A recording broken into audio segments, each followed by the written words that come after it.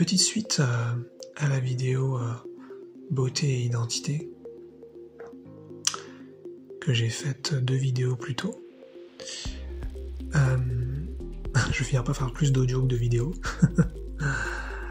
En fait, je découvre un truc magnifique qui nous caractérise tous.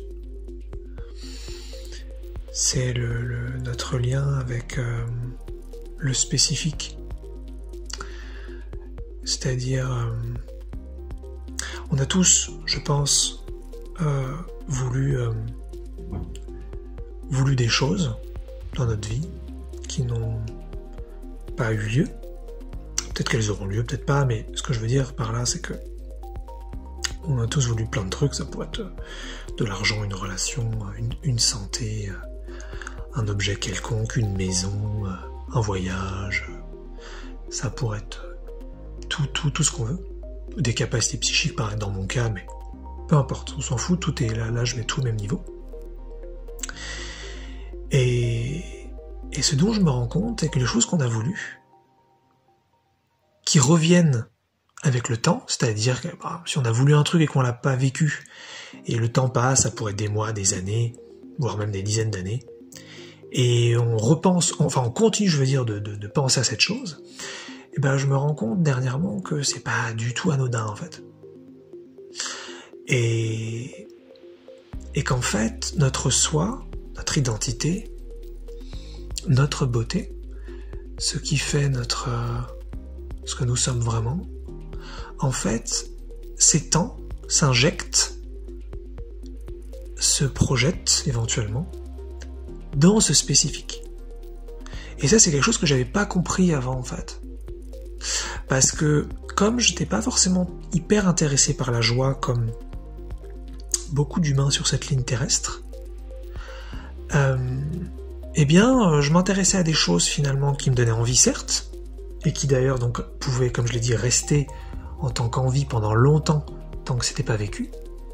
Mais c'était pas forcément joyeux en fait, c'est-à-dire que c'est plus un manque, on y pense, on l'a toujours pas vécu, c'est chiant, c'est dommage, c'est un peu triste, on arrête d'y penser pour pas trop se faire souffrir, le temps passe et puis on y repense, et puis le cycle continue, remanque, retristesse, refrustration éventuelle, redésespoir peut-être, puis bon on le lâche puisque on n'arrive pas à le vivre et puis on n'a pas envie de se faire du mal, et puis hop, rebelote plus tard. Et je me rends compte en fait que maintenant que je commence à dire oui à la joie, de plus en plus, oui à ce que je suis, oui à ma beauté, oui à mon identité, eh bien je me rends compte qu'en fait tous les trucs que j'avais voulu depuis toujours, ils étaient là pour une raison mais évidente quoi, et que j'avais pas vu du tout. C'est que en fait c'était ce que j'étais. Et donc là, je parle de moi en tant qu'exemple, mais c'est la même chose pour vos désirs à vous, évidemment. C'est-à-dire que moi, par exemple, je m'intéressais à l'abondance sans effort depuis toujours, et je pensais que c'était un truc genre que j'avais analysé, ou que j'avais bien pensé, et qui était peut-être le plus intelligent, et qui était peut-être le plus efficace, et le plus utile, et le plus pertinent, et le plus rationnel. Et donc, oui, je conserve l'idée de l'abondance sans effort. Voilà, c'est comme ça que je pensais. Je pensais que le non-vieillissement, c'était pareil, c'était intelligent, que c'était ce qu'il y avait de plus pertinent sur Terre, pour faire les expériences physiologiques que l'on veut. Je pensais que les capacités psychiques, c'était aussi ce qu'il y avait de plus puissant, donc c'était ce qu'il y avait de plus intelligent et plus pertinent à être et à vivre sur Terre. Bien sûr, j'avais bien vu que les autres pensaient pas comme moi, mais je pensais encore comme ça. Et puis on peut prendre d'autres exemples comme ça. Ça pourrait être ça pourrait être, donc là je vais prendre un exemple qui me concerne pas, mais ça pourrait être je pensais que vivre dans tel pays et avoir une maison dans tel pays, c'était peut-être ce qu'il y avait de plus intelligent, de plus intéressant pour plein de raisons, si on aime bien une certaine forme de liberté qui est proposée dans un pays par exemple, je ne sais pas. Ça pourrait être peut-être fonder une famille, on se dit non mais c'est ce qu'il y a de plus intéressant, de plus beau, voilà, et j'ai envie de transmettre, et j'ai envie d'enseigner à des enfants, et j'ai envie de partager des choses en famille, et puis voilà. On peut trouver sans doute, chacun se reconnaîtra, parce que moi évidemment je peux surtout parler de mes désirs à moi, en l'occurrence là. Et ce dont je me rends compte, c'est que c'était pas du tout ça, en fait. En fait, il y avait c'était des pierres blanches, tout ça. C'était le petit Pousset qui s'était fait son petit chemin, mais il avait oublié, quoi, c'était lui.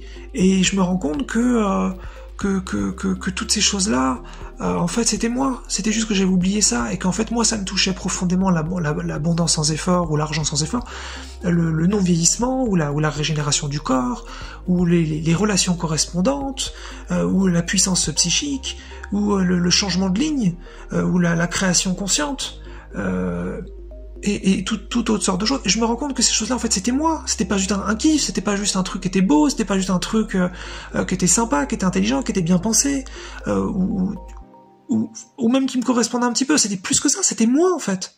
C'était la continuité entre mon identité et la forme. C'était la continuité entre ce que j'étais dans le sans forme et le spécifique. C'était mon essence incarnée. Et je l'avais pas vu, ça. Je l'avais pas vu parce qu'en fait, je disais non à la joie, je disais non encore à aller bien. Et maintenant que je commence en fait à dire oui à ça, eh bien je vois que ces choses-là, elles s'allument, elles deviennent chaudes. Il y a quelque chose qui en émane, qui est vachement beau. Et je me dis putain, mais c'est moi en fait. Mais c'est moi en fait.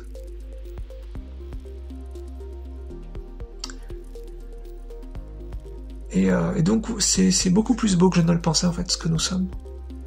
Et donc, peu importe les désirs que vous avez, des désirs classiques, des désirs extraordinaires, on s'en fout. C'est vous. C'est ça qui est magnifique en fait. C'est que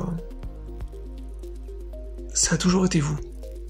Et certes, moi dans le chemin spirituel que j'ai parcouru et aujourd'hui que je ne parcours plus, eh bien, c'était me rapprocher du sans forme, me rapprocher du divin, me rapprocher de l'unité, me rapprocher du tout. Parce que j'arrivais pas à vivre ces choses spécifiques.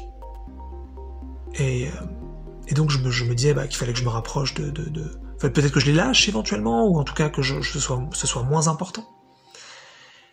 Et maintenant que je suis arrivé beaucoup plus peut-être au noyau, au centre, et que j'ai passé cette étape-là, il y a peu, tous ces anciens désirs, en fait, qui étaient là depuis le début, c'était juste pour me dire « Coucou, on est là, on t'attend. On sait que c'est toi, et on sera là quand tu seras prêt. » Donc, même si... Voilà, c'est ce que vous êtes, c'est très très beau. Et ce que vous désirez, c'est très très beau aussi. Et c'est la continuité directe, en fait, de votre essence.